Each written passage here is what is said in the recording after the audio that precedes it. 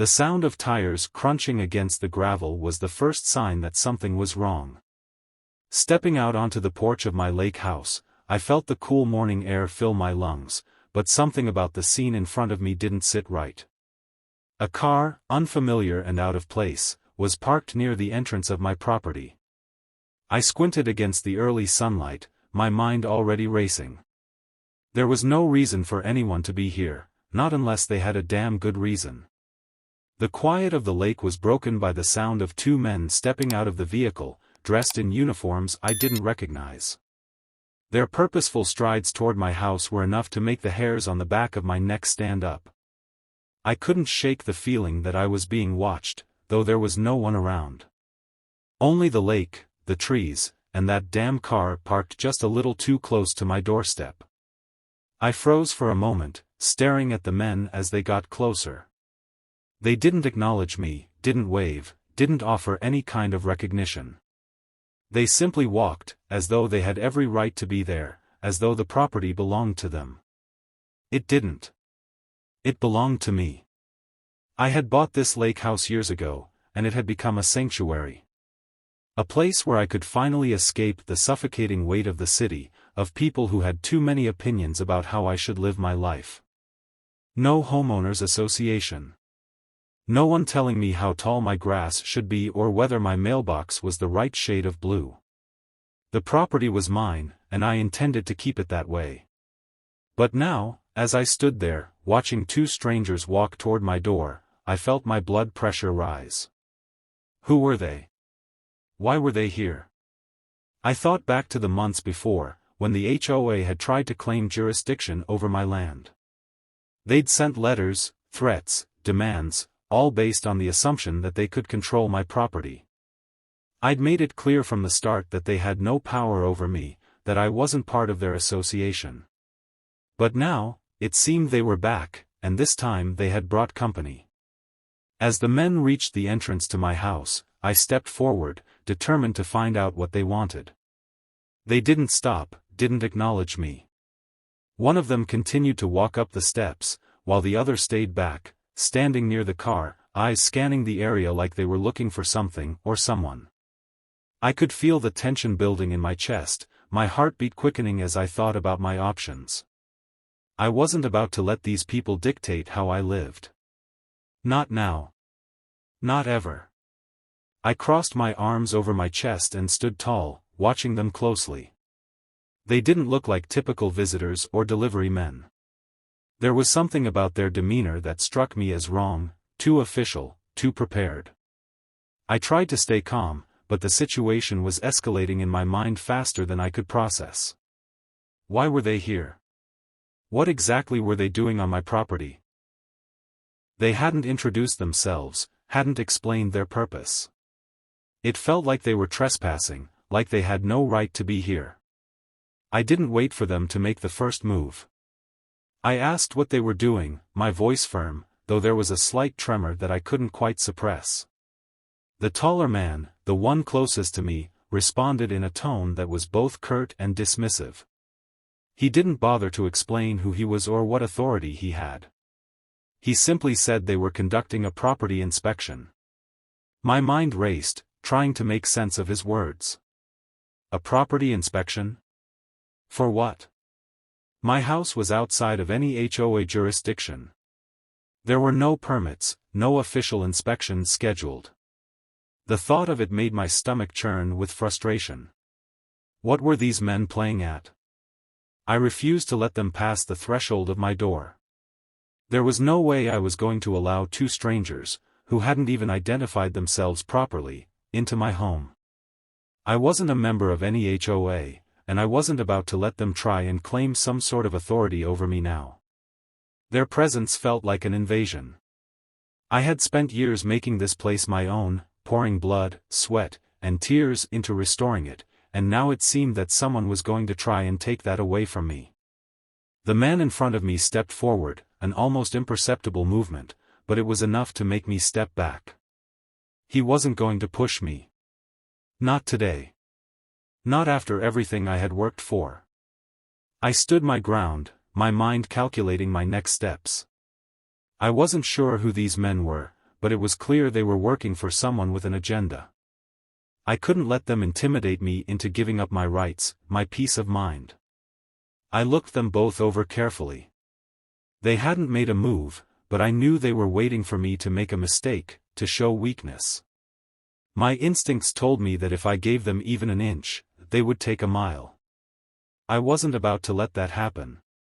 I needed to get to the bottom of this, to figure out why they were here and what they intended to do. I reached into my pocket, pulling out my phone. I didn't know who these men were or what they were trying to pull, but I wasn't going to stand here and let them walk all over me. I dialed my lawyer, ISA, hoping she would be able to make sense of the situation. My hands trembled slightly as I waited for the call to connect, but I refused to let fear take hold of me. I wasn't backing down. I could feel the tension in the air, thick and oppressive. I kept my eyes on the men, and they didn't blink. It was as though they were daring me to make a move, daring me to show any sign of hesitation. But I wasn't going to give them that satisfaction. I was prepared for this. I had fought for my property before, and I would do it again if I had to. Finally, the phone connected, and ISA's voice came through, calm but urgent. She immediately told me not to let them in, that they had no legal right to be there. It was like a weight had been lifted off my shoulders. I wasn't crazy. These men were trespassing. They had no business on my property. But they didn't know that yet. And I was about to make sure they did. The air around me seemed to grow thicker with every passing second. As I stood there, phone still in hand, the men made no move to leave. The tension between us hung in the air like a thick fog.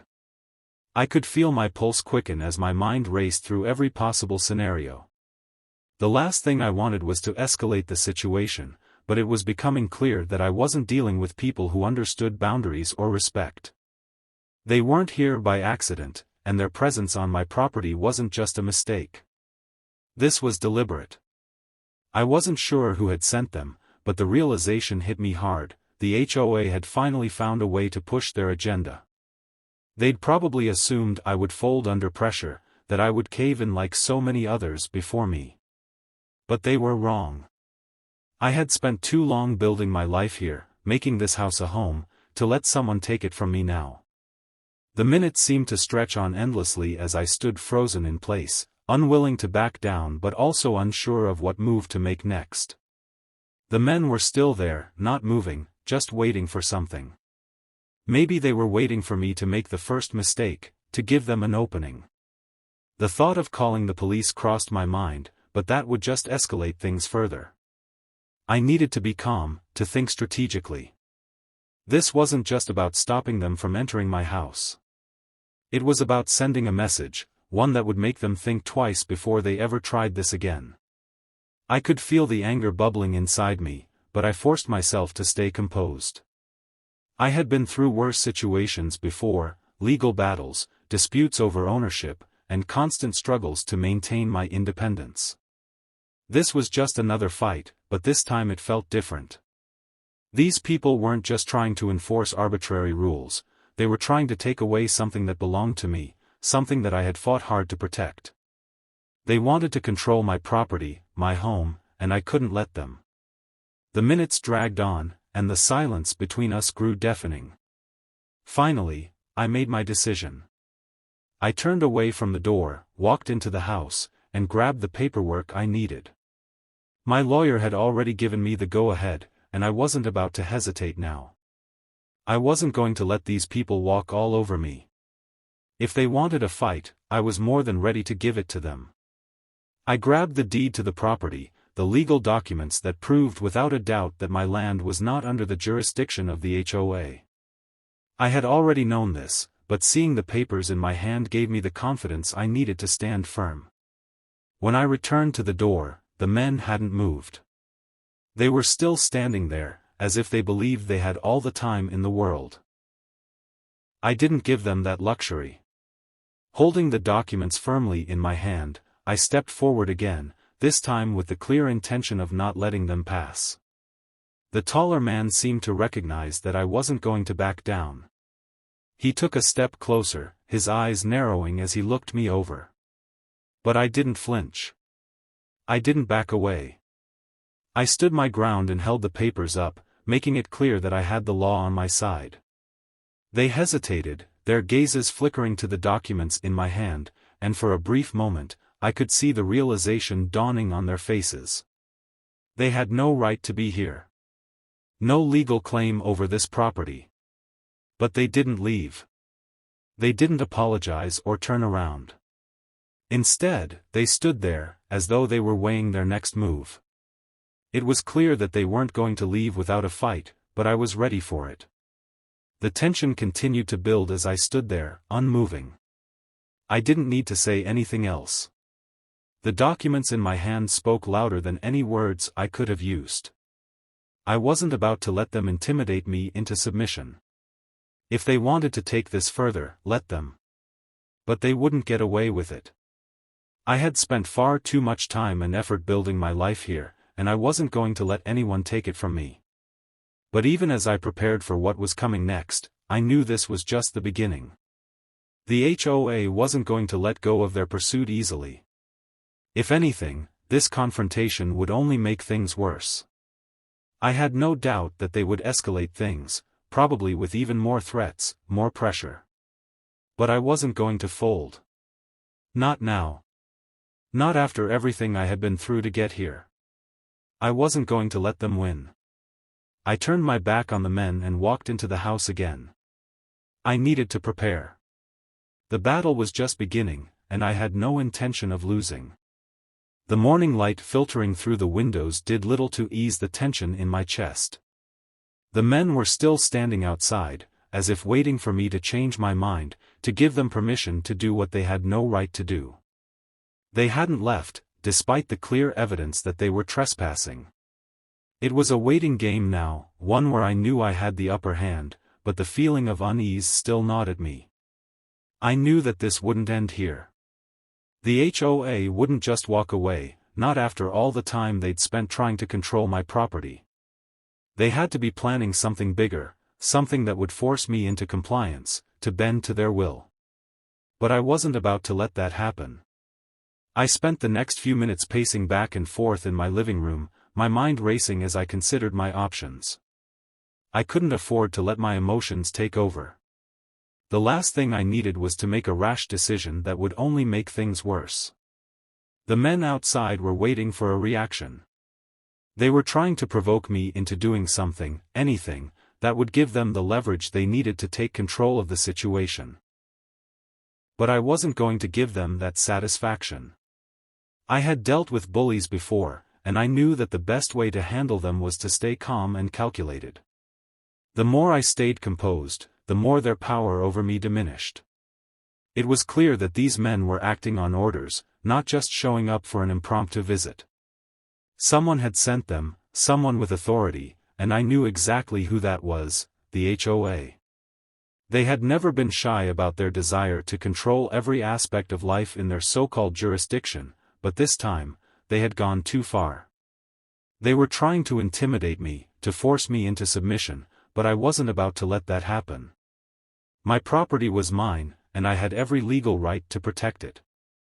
I glanced at the clock, the minutes ticking by slowly as I waited for my lawyer to call back. ISA had promised to get in touch as soon as she could, and I trusted her judgment. She had handled property disputes before, and I knew she would have a plan to deal with the situation. But even as I waited for her advice, I couldn't shake the feeling that I needed to act now. I wasn't going to let these men continue to stand there, as though they had any authority over me. I had already made it clear that they were trespassing, and yet they remained, unmoving, as if they were waiting for me to give in. Finally, I made my decision. I would take action, and I would do it now. I wasn't going to stand by and let them walk all over me, not after everything I had fought for. I had built my life here, and I wasn't going to let anyone, especially some self-important HOA officers, take that away from me. I grabbed my phone and called the local sheriff's department. It was a risk, but it was the only option left. I wasn't about to let this drag on any longer.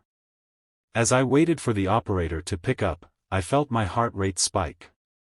My hands were clammy, and my mind raced with the possibilities. What would happen if the police arrived? Would they side with me, or would they take the HOA's side? I couldn't afford to make the wrong call, but at the same time, I couldn't afford to wait any longer. The longer I let these men stand there, the more likely it was that they would try to push their agenda, to find some way to legally force their way into my property. I wasn't about to let that happen. When the operator finally answered, I explained the situation quickly, outlining the fact that 2 men had shown up on my property without permission and were attempting to perform a property inspection for an organization I was not a part of. I described the men, the car, and the way they had acted like they were entitled to be here. The operator listened carefully, and after a few moments, she assured me that a patrol car would be on the way. I thanked her and hung up the phone, my mind still racing. I wasn't sure what the police would do, but at least I would have backup. I returned to the door, stepping outside and watching the men closely. They hadn't moved. They hadn't tried to leave. They were still standing there, like they were waiting for me to back down, to give in. But I wasn't going to give them that satisfaction. I stood there, arms crossed, staring them down. It wasn't a game anymore. This was a matter of principle. They had no right to be here, and they were going to learn that the hard way. Minutes passed, but the men didn't leave. It was clear that they were growing frustrated, but they didn't make any moves to escalate the situation. They were waiting for the moment when I would give in. They didn't know who they were dealing with. I had fought too many battles in my life to let someone like them walk all over me. The calmness that had settled in my chest was now replaced with a growing sense of resolve. Finally, I saw the flashing lights in the distance. The patrol car had arrived. The 2 men outside took notice, and I could see the shift in their posture. They were no longer standing with the same air of confidence they had before. They were now unsure, nervous. I couldn't help but feel a sense of satisfaction as I watched them glance at each other, knowing that their little power play was about to be exposed. When the officers arrived, they immediately took charge of the situation, speaking with the men outside, who were now visibly uncomfortable. The officers listened to my side of the story, then began to question the men about their presence on my property. I could see the tension rising, as if the men were trying to figure out how to explain themselves, but there was no way they could justify their actions. Not now that the law was involved. I stood off to the side, watching as the situation unfolded. The officers were methodical, asking the right questions, gathering information, and making it clear that the HOA had no authority over me or my property. I could see the 2 men exchange nervous glances, and for the first time, they seemed to realize the full extent of their mistake. They had underestimated me, and now, they were paying the price. As the officers continued to question the men, I felt a wave of relief wash over me. It wasn't over yet, but I knew that the situation was finally under control. The law was on my side, and these men, no matter who they worked for, couldn't just barge into my life without consequences. The calm that settled over me as the officers took control of the situation was temporary but welcomed. The men, once so confident in their stance, were now clearly on the back foot. Their posture had shifted, their earlier arrogance replaced by a creeping uncertainty. It was apparent that they had underestimated me, and in that moment, I knew I had won the first round. But this was only the beginning. I had no illusions about what would come next. The HOA didn't back down easily, and I had no doubt that they would fight tooth and nail to maintain their grip, even if they had no legal claim over my property. The officers continued to question the 2 men, their tone firm but not aggressive. They were thorough, taking the time to verify the validity of their actions, and it was clear that the men didn't have the paperwork or authority they needed to justify their intrusion. As the minutes stretched on, I stood quietly, watching the scene unfold. My heart was still pounding in my chest, but the initial surge of adrenaline had faded, replaced by a growing sense of satisfaction. It was rare that I felt like I had the upper hand in a situation like this. I had fought to protect my home, my sanctuary, for so long, and now, it seemed like I might finally get the peace I had been craving. But I knew better than to get comfortable. The HOA had already shown their hand, and if I was going to keep my freedom, I needed to be ready for whatever they might throw at me next. As the conversation between the officers and the men outside continued, I kept a careful eye on their body language. The two men were clearly trying to maintain their composure, but I could see the subtle signs of nervousness creeping in. The way they shifted their weight, the way they avoided direct eye contact, it was obvious they knew they were caught. They had no authority here, no legitimate reason to be on my property, and the officers knew it. I couldn't help but feel a sense of triumph as I watched the men try to justify their actions, knowing that they had no ground to stand on. It wasn't long before the officers motioned for me to come forward. They were wrapping up their conversation with the men, and I could tell that the situation was nearing its conclusion. As I walked over to where the officers were standing, I noticed that the men's faces had turned a shade paler, their confidence now entirely gone. The officers exchanged a few more words with them, making it clear that their attempt to inspect my property without permission was both illegal and unwarranted. I stood by, watching the exchange unfold, but I couldn't shake the feeling that this wasn't over. I had won this round, but I knew the HOA wouldn't just walk away. They would come back, and they would be angrier, more determined to assert their power. The officers finally turned toward me, their faces calm but serious. They told me that the men were free to go, but that they had been warned about trespassing and the consequences of their actions.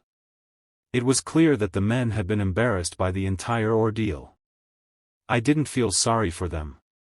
They had come onto my property, tried to bully me into submission, and they had failed. In the end, it was the law that had prevailed, not the HOA or their petty power plays. But as the officers left and the men finally retreated to their car, I couldn't shake the feeling that I hadn't seen the last of this. The HOA might have been temporarily thwarted, but they were a persistent group, and I had no doubt they would find another way to try and regain control. That night, I sat in my living room, the quiet of the lake outside the window giving me a sense of peace I hadn't felt in weeks. The adrenaline had worn off, but the lingering anxiety remained. I knew that this was far from over. The HOA had a way of showing up at the most unexpected times, and I wasn't sure what they would try next. But I wasn't about to back down. I had fought for my property, and I would continue to do so, no matter how long it took. The next morning, I made a decision. I wasn't just going to sit back and wait for the HOA to come knocking again. I needed to take proactive steps to protect my home, to ensure that they couldn't come back and try to bully me into submission. I started by gathering all the legal documents I could find, my property deed, the records from the county, the letters from the HOA. I wanted to be ready, to have everything in place in case this situation escalated again. I wasn't going to let my guard down. The HOA had crossed a line, and now I was going to make sure they knew I wasn't someone they could easily intimidate. As the days passed, I kept a low profile, staying vigilant but not letting the situation consume me. I knew the next step would come, but I wasn't sure when. I couldn't predict what the HOA would do next, but I knew it wouldn't be long before they would find another way to assert their control. The question wasn't if they would try again, it was when. And when they did, I would be ready. Days turned into weeks, and the sense of unease never fully dissipated. Even though the confrontation had been resolved with the law on my side, I couldn't shake the feeling that the HOA wouldn't let this go. Their earlier attempts to intimidate me had failed, but that didn't mean they were finished. The silence was almost deafening, as if they were waiting for the right moment to strike again. The men who had shown up at my lake house were merely pawns in a larger game, and I knew the HOA would regroup and find another way to push their agenda. I couldn't afford to relax. The tension in the air, though subtle, was still there, a constant reminder that my property wasn't entirely safe from their meddling. I spent my days tending to the lake house, putting my energy into making it the sanctuary I had always envisioned. Yet, every time I heard a car drive by or someone knock on my door, a wave of anxiety would wash over me. It was ridiculous, really. I had every legal right to be here, but the HOA had made it clear they were willing to fight for control over my land. What I had once believed to be my peaceful retreat now felt like an island under siege. Still, I refused to let fear dictate my life. The law was on my side, and no matter what the HOA tried, they couldn't take that away from me. Despite my best efforts to push the thoughts of the HOA to the back of my mind, it wasn't long before I saw a familiar sight, a black sedan parked across the road from my house.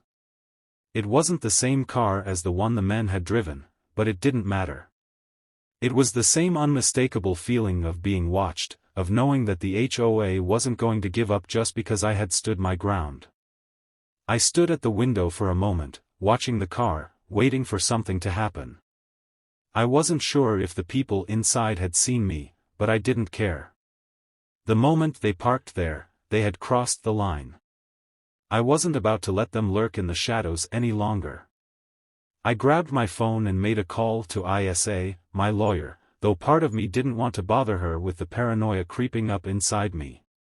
But the feeling of being surveilled, of being watched, was too strong to ignore. I explained what I had seen, the black sedan parked near my property. Isa listened carefully, offering the reassurance I needed but also urging me to stay calm and collected. She reminded me that the HOA couldn't take action without valid grounds, and that their tactics were becoming more desperate. I appreciated her calm, logical approach, but it didn't ease the underlying tension gnawing at me. The situation was far from over. The car remained parked for hours, its presence becoming a constant distraction. I went about my day, trying to ignore it, but every time I glanced out the window, it was still there. It felt like an unspoken challenge, a reminder that I hadn't won the war, only a battle. The HOA was out there, lurking, waiting for the moment they could make their move. I couldn't shake the thought that they had something bigger planned, something more invasive than a simple property inspection. That night, as I lay in bed, I heard the unmistakable sound of a vehicle pulling up in front of my house. I froze, my heart pounding in my chest. It was late, too late for anyone to be visiting without reason. I crept to the window, peering out into the darkness. The black sedan was parked there again, this time much closer to my property. My instincts told me that something was about to happen, something that would push me to my breaking point. But I wasn't about to let it. Not now. Not after everything I had been through. The hours passed slowly as I waited, watching the sedan, listening for any sign of movement. My mind raced, imagining the worst possible scenarios. Were they planning to break in? Were they going to try and take my land by force? I wasn't sure what the HOA had in mind, but I knew that this wasn't just some coincidence. They were trying to provoke me, to make me react. I refused to give them that satisfaction. But the more I watched the car, the more I felt the pressure building, the tension reaching its peak. I had to act. The next morning, I didn't waste any time. I called the sheriff's department again, explaining the situation. I told them about the car parked in front of my house, the repeated visits, and the growing sense of intimidation. This time, the deputy who took the call didn't waste any time. He told me that a patrol car would be sent out immediately to check the area and ensure that no one was on my property without permission. As I waited for the officer to arrive, I couldn't help but feel like I was in the middle of some twisted game, one where I was the target, the pawn. But this time, I wasn't going to sit idly by. I wasn't going to wait for things to escalate any further. I had already proven that I wasn't going to back down, and I wasn't going to let the HOA intimidate me into submission. The officer arrived within 20 minutes, his car pulling up in front of my house. I went outside to meet him, feeling a strange mixture of relief and frustration. The car was still parked across the road, but the officer didn't seem concerned. He asked me to show him where the sedan was parked, and I led him to the spot where it had been sitting. It was empty now, the driver long gone. I could feel my frustration mounting as I explained to the officer that the car had been parked there for hours, just watching, waiting. He listened attentively, but there was little he could do. Without evidence that someone had been trespassing or attempting to enter my property, there was no legal action to take. The sedan had left, and that was the end of it.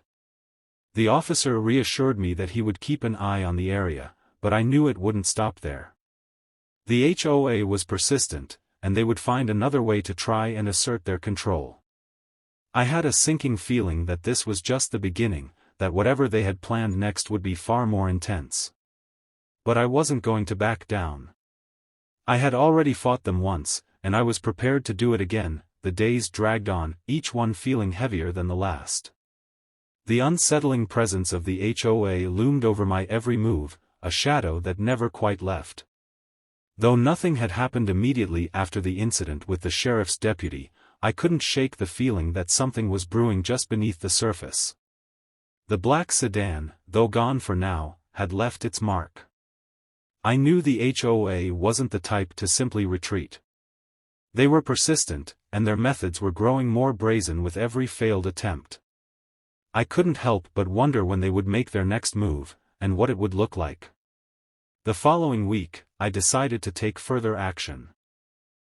I wasn't about to wait for the next threat to manifest itself.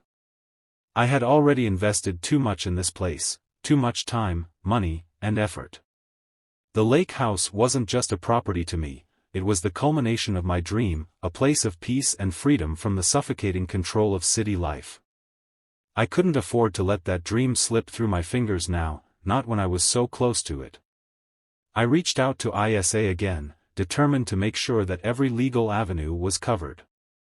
I needed to be proactive, to anticipate whatever the HOA might try next. We discussed various strategies, from filing a formal complaint to notifying the local authorities about the ongoing harassment. ISA assured me that she would keep me updated on any developments, and I knew I could trust her to have my back.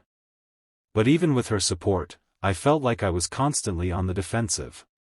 It wasn't just the constant pressure of dealing with the HOA, it was the emotional toll it was taking on me. I had spent so much time building my life here, and yet every moment felt like a battle.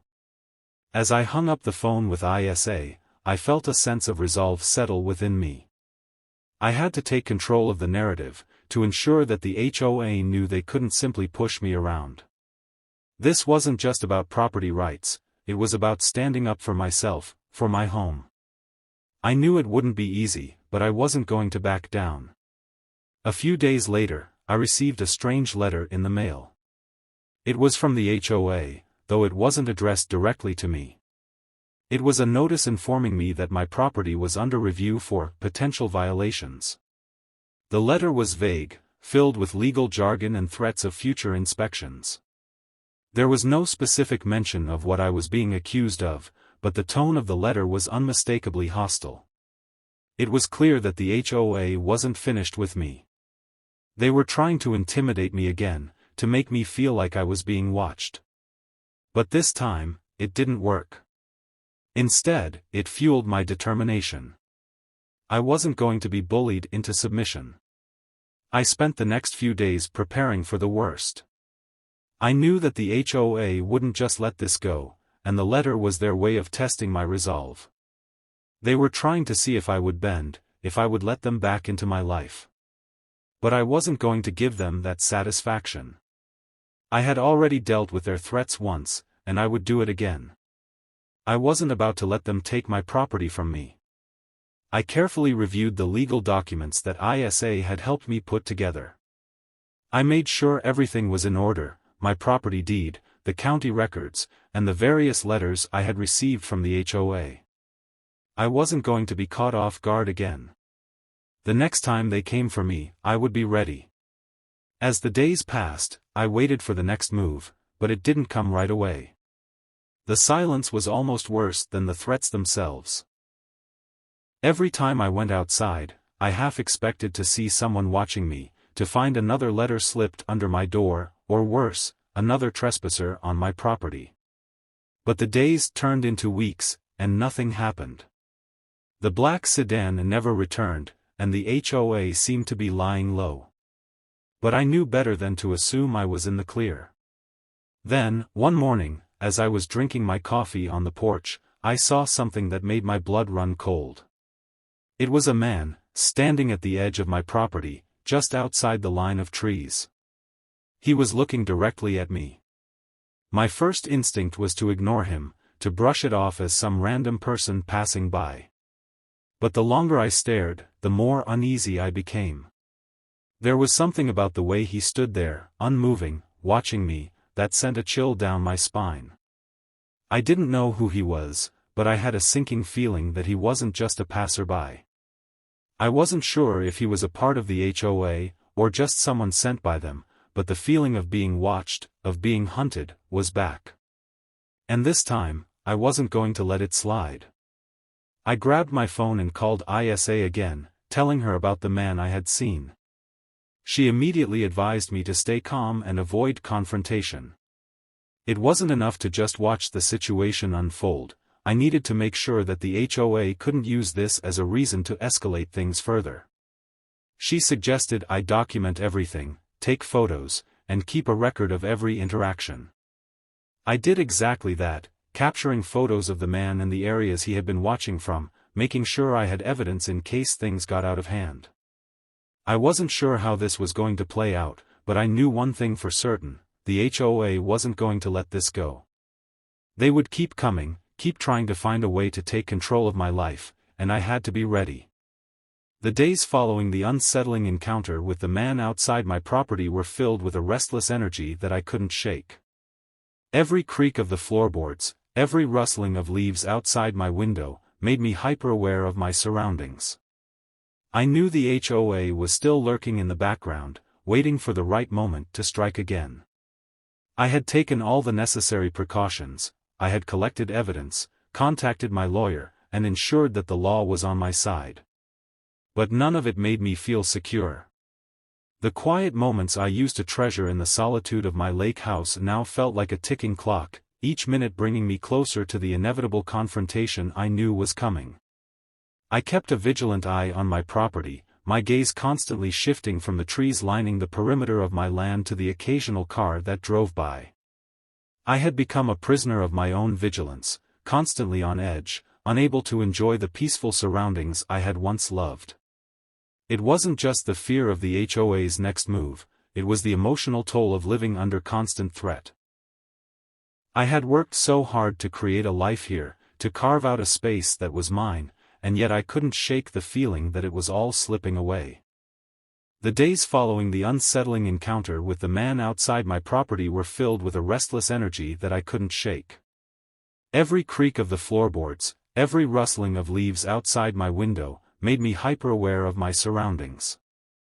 I knew the HOA was still lurking in the background, waiting for the right moment to strike again.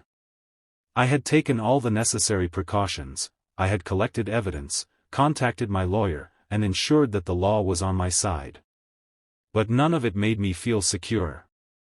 The quiet moments I used to treasure in the solitude of my lake house now felt like a ticking clock, each minute bringing me closer to the inevitable confrontation I knew was coming. I kept a vigilant eye on my property, my gaze constantly shifting from the trees lining the perimeter of my land to the occasional car that drove by. I had become a prisoner of my own vigilance, constantly on edge, unable to enjoy the peaceful surroundings I had once loved. It wasn't just the fear of the HOA's next move, it was the emotional toll of living under constant threat. I had worked so hard to create a life here, to carve out a space that was mine, and yet I couldn't shake the feeling that it was all slipping away. Then, one afternoon, as I was going about my daily routine of checking the property and ensuring everything was in order, I saw something that made my blood run cold.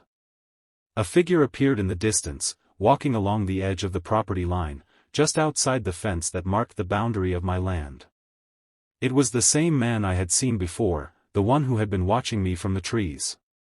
But this time, he was closer.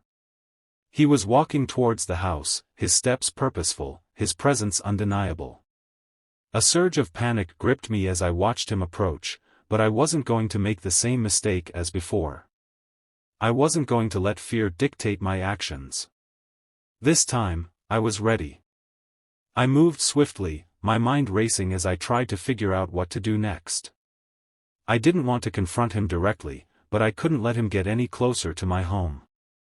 I had been pushed too far, and I wasn't about to let the HOA, through their agents or otherwise, tread on my property without consequence. I reached for my phone, ready to call the sheriff once again, but before I could make the call, I saw him stop. He turned his head slowly, as if realizing he had been caught. Our eyes met for a brief moment, and I knew in that instant that he had been watching me all along, just waiting for the right time to make his move. The man didn't approach any further. Instead, he turned around, walking back in the direction from which he had come. For a moment, I thought he might have given up, that he had realized he wasn't going to get away with whatever he had been planning. But as he disappeared into the trees, I knew this wasn't the end. This was just another test, another attempt to see how far the HOA could push me before I cracked. I wasn't about to give them the satisfaction of seeing me break. I spent the rest of the afternoon in a daze, unable to focus on anything other than the encounter. The man's presence lingered in my mind, and the feeling of being constantly watched had returned. It wasn't just the man, it was the entire situation. The HOA was closing in, and I knew I couldn't keep running from it. The legal battles, the constant threats, the harassment, it was all starting to wear on me. But I wasn't going to let them win. I had fought too hard to get to this point, and I wasn't about to let some shadowy figures dictate my future. That night, I couldn't sleep. I tossed and turned, my mind racing through every possible scenario. What were the HOA's next moves? Were they planning to send more agents to intimidate me, to make me give up? Were they going to escalate things even further, maybe even bring the police into it? The questions swirled in my head, each one more overwhelming than the last. But one thing was clear, I couldn't let them keep controlling my life. I had to fight back, not just for my property, but for the sense of peace that had been stolen from me. The next morning, I woke with a renewed sense of purpose. I wasn't going to wait for the HOA to dictate the terms of my life anymore. I had been patient, I had followed the rules, but that had only led to more threats and more harassment. It was time to take control. I called ISA, ready to take the next step. Together, we began drafting a formal letter to the HOA, one that would lay out the facts clearly. My property was not under their jurisdiction, and any further harassment would be met with legal action. This time, there would be no vague threats. I was done being passive. The letter would be sent, and I would make it clear that I would not tolerate any more interference in my life. As I sent off the letter, I felt a sense of relief. It wasn't over yet, but it was a step in the right direction. The HOA would now know that I wasn't just some easy target. I had the law on my side, and I was prepared to use it. The next time they sent someone to my property, I would be ready. But there was still a long road ahead. The HOA wasn't going to back down quietly, and I knew that the fight was far from over. Still, I took comfort in knowing that I had taken a stand. My lake house wasn't just a piece of land, it was my sanctuary. And no one, not the HOA nor any agent they sent, was going to take that from me.